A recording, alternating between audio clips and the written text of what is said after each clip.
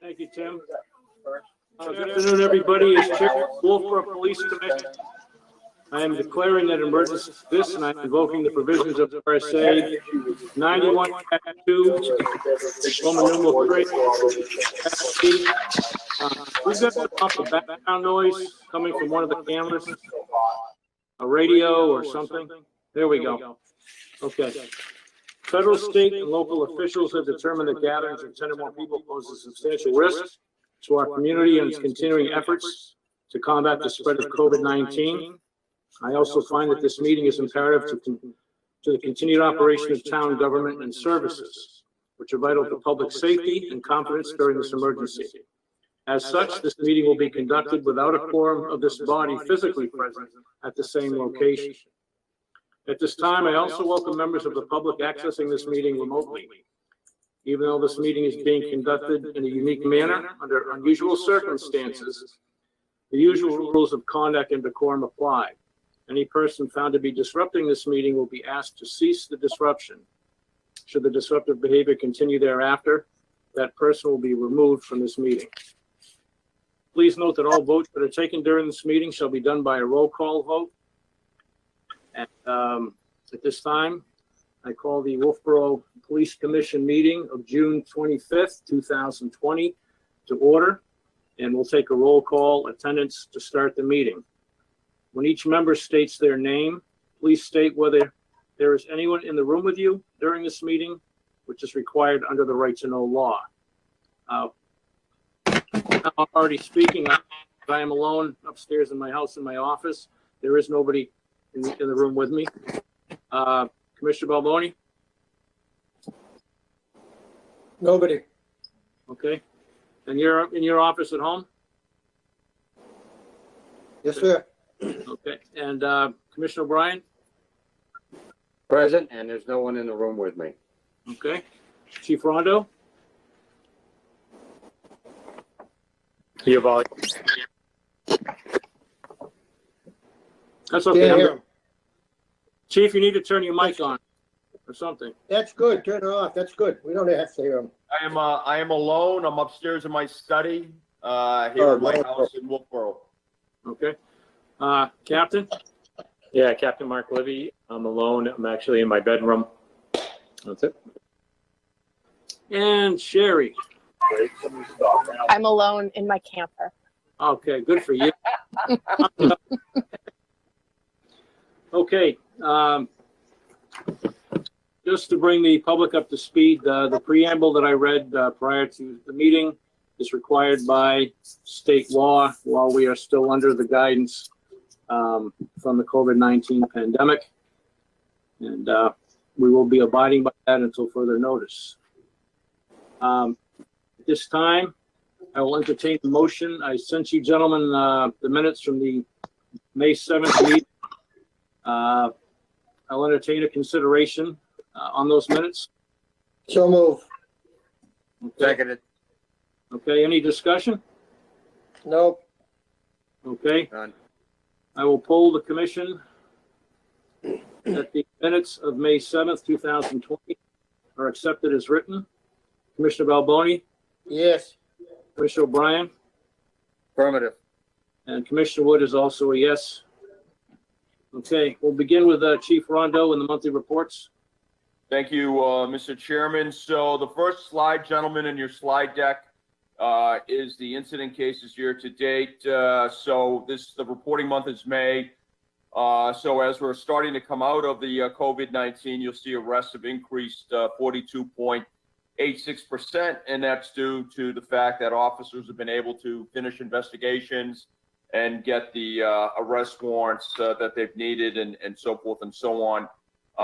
And then additional cases have come in which have caused the incident cases to increase. The same thing on the second slide of your slide deck, arrests year to date. You'll see that we've had a 31.25% increase from April to May. And again, that's due to the fact that officers have been able to finish reports and get their arrest cases done, investigations finished. On both those slides, you do have the background data if you want to drill down into that. And if you gentlemen have any questions, I will entertain those at the end of the briefing relative to those. The next slide in your slide deck should be the traffic stops year to date. And you'll see that we're starting to increase from 27 in April to 79 in May, and that's 192%, 0.59% increase. And again, the other thing that is also outstanding here, and I'll explain this in a minute, is that you had 13 tickets given out during the month of May, and that's for very good reason. Where the stops had declined for obvious reasons, part of my change of protocols for policing, we really stopped all but the most egregious offenses occurring on our roads. A lot of those offenses generated summonses, and for obvious reasons, we'd stop the normal educational type of stops that we were doing and only stop the most egregious. So those two figure hand in glove. Just as a bit of explanation, we have gone back to our if you will, traditional methods of policing and traffic enforcement. So I have removed those restrictions and changes that I had in policing model that we were practicing during the COVID-19 as the state has started to come out of the COVID-19 restrictions. So I timed that to coincide with what the governor's directives were. And for very good reason. We have to get back to stopping cars and slowing the traffic down. We were really starting to see some absolutely outrageous speeds on Route 28, on South Main Street, North Main Street, 109, just clearly outrageous speeds. The next slide, gentlemen, in your slide deck is collisions year to date, where we've increased 250%. Don't anybody panic. We went from 2 in April to 7 in May for the entire month. So single digits, that's really good. But sure, the reason for the increase there is that in April, at the height of COVID-19, people were really home. They weren't driving around. And now, as we're starting to come out, there's more activity and there's more car crashes and so forth. But going from 2 to 7 is not clearly not the end of the world, even though that's a 250% spike, which just goes to prove one thing that I remember from my statistics course at Norwich. Figures lie, liars figure, right? If you were to say that, oh my God, it's unconscionable. We have a 250% spike. Well, yeah, okay, we are 5 crashes from April. It's not a lot. So that's the thing I want to point out. And again, you have the backup data is provided in there. So if you want to see where those crashes are occurring, and again, it's all the normal places. In this particular case, it is Center Street, Central Ave, North and South Main Street. So all of our heavily traveled roads. So there's no mystery there. I'm going to read into the minutes, if you will, the detective's report. I find it's easier to do that and try to explain the Excel spreadsheet that the detective does up. But that's great for a quick glance if you want to take it. But I think there's a bit more substance in the detective's report. So again, this is from Shane. 8 cases were carried over from April 2020. For the month of May 2020, Detective Emerson investigated 6 new cases. The cases below represent all the incident reports and arrest reports for the month of May for the detective. 1 case was investigated as a misdemeanor, and 5 other new cases are being investigated as felonies. At the end of May, Detective Emerson has 9 cases still under investigation. Detective Emerson was able to close out all previous pending cases that had carried over from the last month. Again, that was due to the fact that we had a lot of time, if you will, to get caught up on reports and investigations. So that was good. Detective Emerson is currently investigating 3 new cases that are internet crimes against children related. So, gentlemen, we have a partnership, as well you know, with the ICAC. We shorten that to call the ICAC, Internet Crimes Against Children. All of these cases are cases where adult predators are going after children or are sharing child pornographic images and videos that go back and forth. And so I just want to just mention that these cases are incredibly detailed. They are always felonies. They are very complex, and you end up dealing with a lot of agencies in the process. Not simply are obviously going to be the state police and our county partners, but also usually Homeland Security, the FBI, and so forth. Detective Emerson does an absolute phenomenal job on these cases, and they are deeply troubling cases. I just want to pass that out, and he is really doing a nice job with these, and we're getting some very good results. So kudos to him for doing that. I will just say that sometimes these can be so disturbing, it really does take a special police officer to do these. This is something that I do not do very well, and I'm glad that Detective Emerson has taken this on and is working closely with our federal partners, because these are very disturbing offenses. These cases are extremely in-depth and complex, and they require a bit of time, understanding, and knowledge of the process to investigate. One of those ICAC cases was self-initiated by Detective Emerson. With that, it started as a concerned parent call to Detective Emerson directly, and it's turned into 8 juveniles from Wolfeboro who have been targeted and were in the process of being groomed for predatory sexual activity from a male adult. Detective Emerson requested the assistance of the New Hampshire State Police, as the possible victims go well beyond Wolfeboro, and to date, as far away as Concord, New Hampshire. Detective Emerson and the New Hampshire State Police detectives hope to have the suspect into interview within the next few weeks, and subsequently arrested for the multiple felony level crimes against children. So again, my hats off to Detective Emerson. And that individual has indeed been arrested. Nice. That activity has been stopped, but I just want to take that and point that out, that this is a hugely in-depth and complex investigation, like many of us are not familiar with, because it's all occurring over the internet. It's all occurring from electronic means. There's a whole different process to investigate this. Cases assigned investigators: 1 theft, 3 ICAC cases, 1 sexual assault, 1 fraud. Percentage of cases closed this month is 83, which is really good. Percentage of new cases closed by arrest during this month is 0%, and percentage of caseload closed is 68%, which again is very good. Gentlemen, the next slide in your slide deck I want to move to is the Wolfeboro Police Report. That shows the entire activity for every member of the Wolfeboro Police Department. That's for your information only.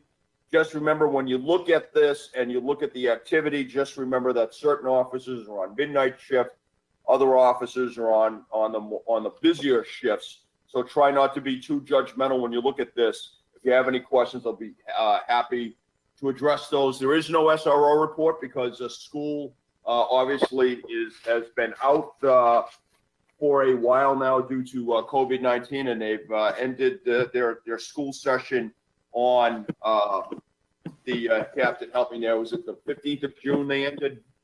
The 5th, I believe. The 5th of June. First week of June. The first week of June.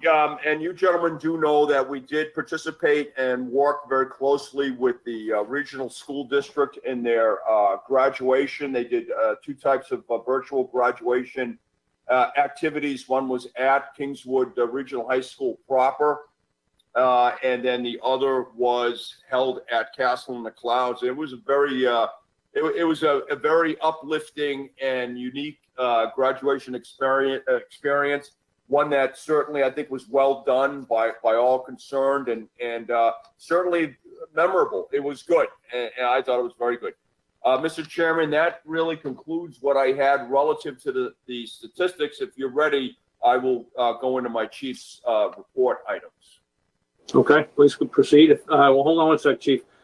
Joe or Bob, any questions about Chief's report so far? Not so far. Okay, good. So far, so good. Okay. Thank you, sir. Thank you, sir. Thank you, Mr. Chairman. I do have for non-public, I do have 2 items for non-public session under personnel hiring, new candidates. General budget items. So here we go.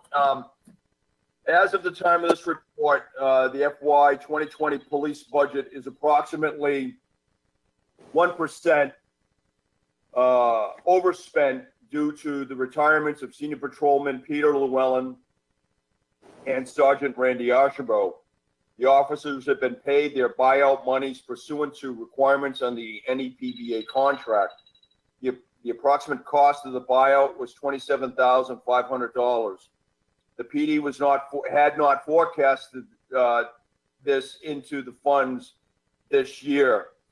Long-term forecasting conducted by my budget team, consisting of myself, Captain Mark Livy, and our executive assistant, Sherry Moore, suggests that we will recoup our over expenditure through cost-cutting reductions and have that we have instituted.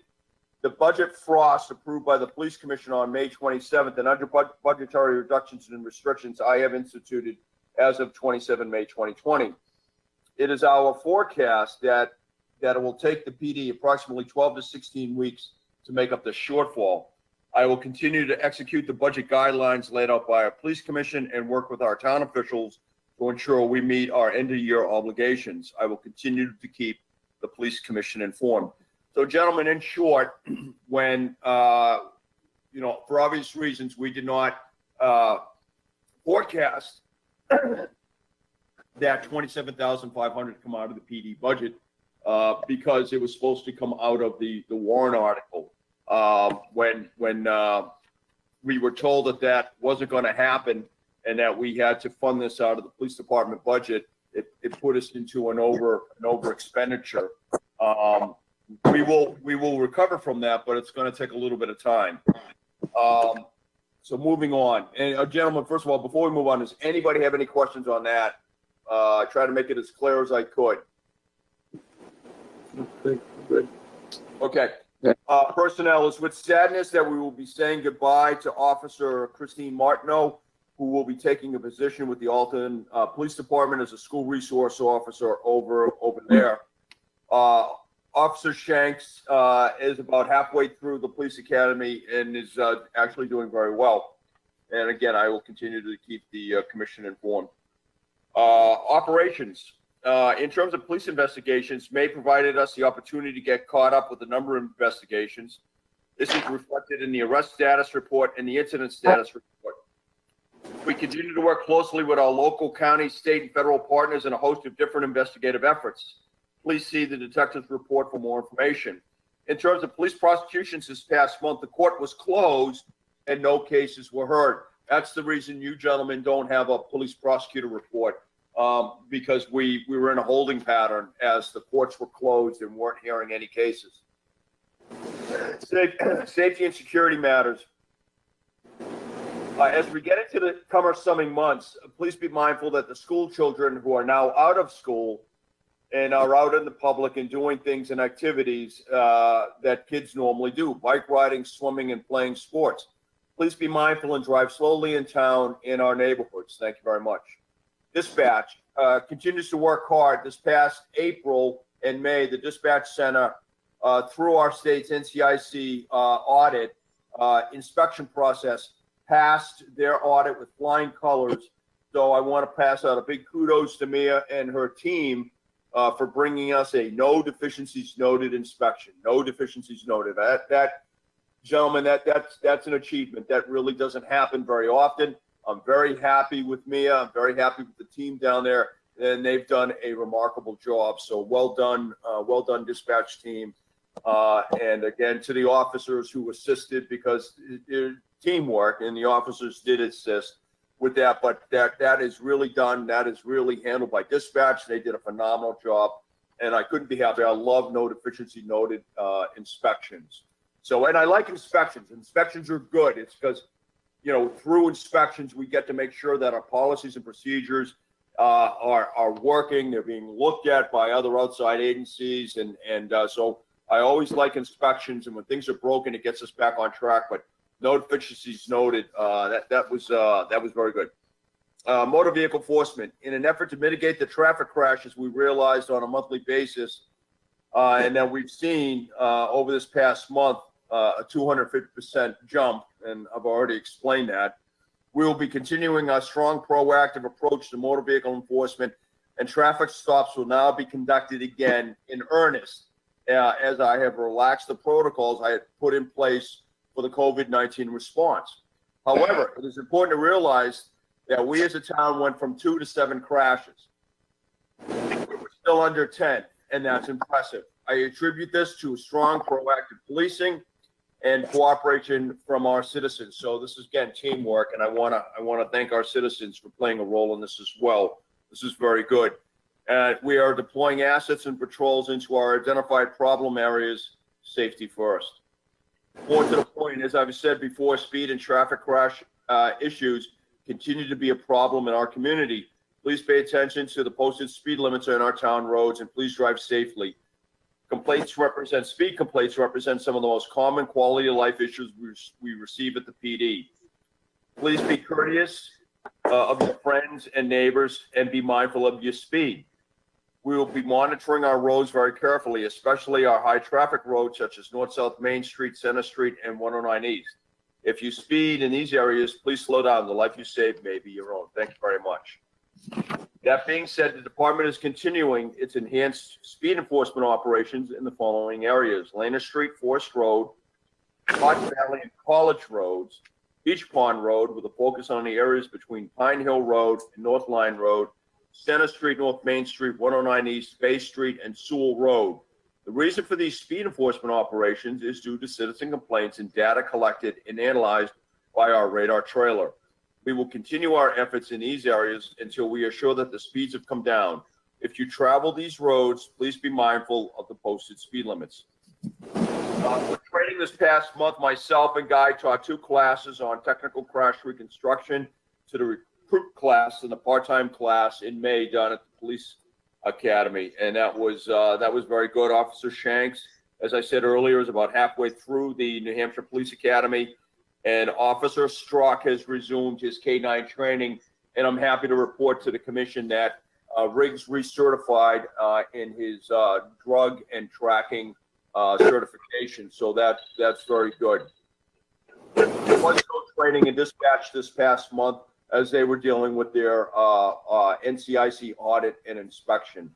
Matters of outreach and of interest, both the captain and I met with concerned citizens regarding a wide range of issues and community involvement topics. Both the captain and I attended a wide range of budget meetings and various groups and committee meetings as we proceeded through the budget process.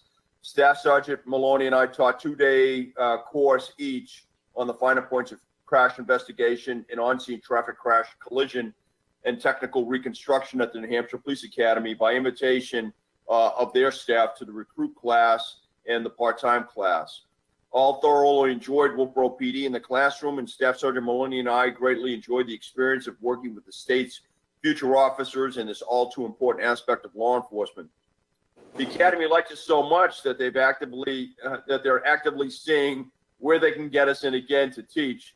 And this is good both for the PD and the Academy. First, it gives us an opportunity to shape young and eager minds in technical crash reconstruction, and it allows us a closer relationship with the state's premier police training site, where we now have an opportunity to influence training decisions in upcoming classes. So that's exciting for us.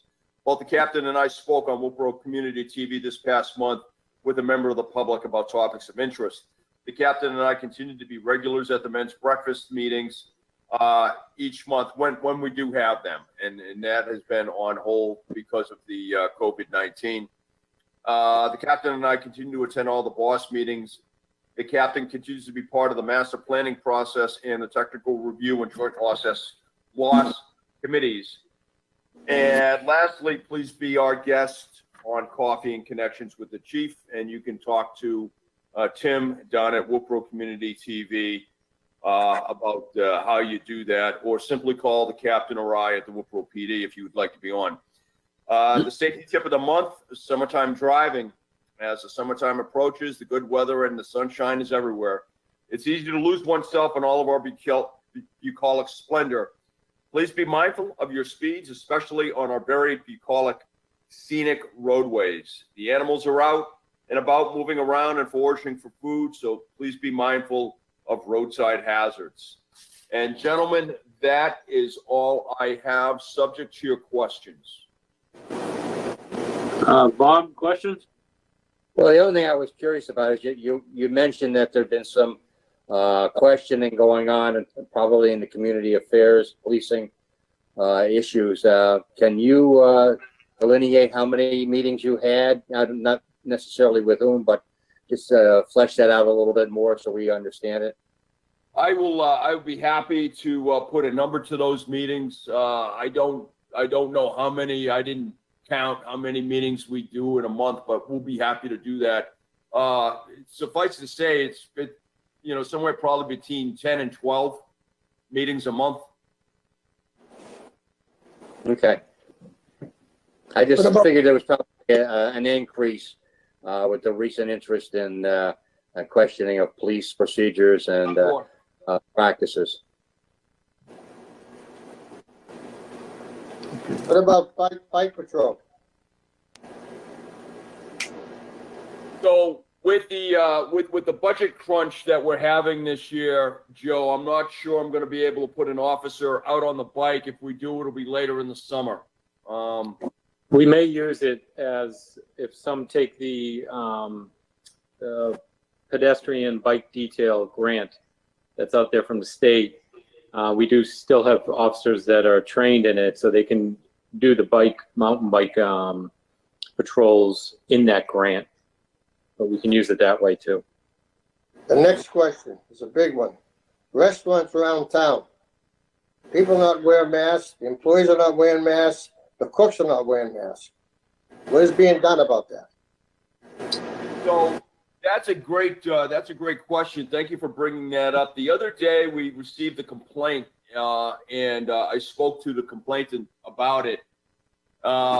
And there was a restaurant, one particular restaurant in town that was singled out. I discussed the matter with the town manager, and I decided to personally phone all of the eating establishments in Wolfeboro and told them that they needed to have their servers wear a mask. We explained to them the governor's orders and what specific order addressed the wearing of masks and social distancing within the restaurants and within the kitchen staff.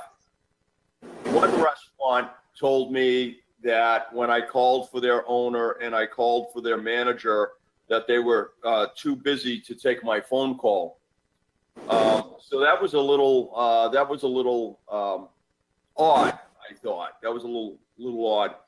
I did send a follow-up email out relative to this to the town manager, to the town planner, and the code enforcement officer, as well as to the attorney general's office. And that one restaurant that did not have time to take my phone call did receive a phone call from the attorney general's office, or at least the attorney general's office told me they were going to reach out and talk to that restaurant leadership personally. So I'm assuming that's been done. Usually when the attorney general says that they're going to do something, they follow through. I did the following day after that conversation. By the way, all the other eating establishments were very appreciative of the phone calls that I made and the conversation that we had. And in fact, I the following day, I received a number of thank you phone calls and follow-ups from some of the owners and the managers. They were very grateful for us reaching out. We did tell them that we want to be a resource. If they have issues or concerns, we'll be happy to help them work through some of those problems and be able to decipher some of the language to help them develop solutions to whatever issues they're having as we open up against the backdrop of COVID-19. They were all very grateful, all very appreciative. I did go down and make a personal visit to that one restaurant that said they were too busy to take my phone call. And I did have a very nice and constructive conversation with one of the assistant managers, as the owner and the manager were not yet in the restaurant when I went down. And yeah, we spoke for a good 30 to 45 minutes or so, and I thought it was a very positive interaction, very positive engagement. And they did say that they would obviously comply with the governor's requirements. So I think at this point, we're in pretty good shape. If we receive complaints, specific complaints, then we will address those in turn. When I went through the other day, yesterday, the restaurant seemed to be abiding. Now, the patrons don't have to wear masks if they're eating and drinking, obviously, but the serving staff has to be wearing a face covering and, of course, practicing all the social distancing things that are the required in the governor's order. Does that answer your question, Joe? Yes, sir. Thank you. Anything else, gentlemen? Not for me. I'm good. Captain, did you have anything that you wanted to add in this meeting, or? Other than we're working with the fire department, which most people probably don't know, the fire department run the building and the grounds of the public safety building. We are just, the police department are basically technically tenants of that building. But we are working on opening the lobby up this July. Don't know when. We're doing some things to for the safety of the dispatchers, working on a few things with the window and everything. But it should be sometime in July that we open up. Good. Thank you. Okay, seeing that we have no other business before us at this time, no correspondence has come in. At this time, I would entertain a motion under RSA 91-A:3 to enter into non-public session under paragraph B to discuss the hiring of any person as a public employee. Do I have a movement on that before we I take so move that we move into. Mr. O'Brien, seconded by Commissioner Balboni. I will poll the commission. Commissioner O'Brien, Affirmative. Mr. Balboni, Yes. and Commissioner Wood is also a yes. We stand in recess until we log back on in non-public session. Thank you, everybody, for being here.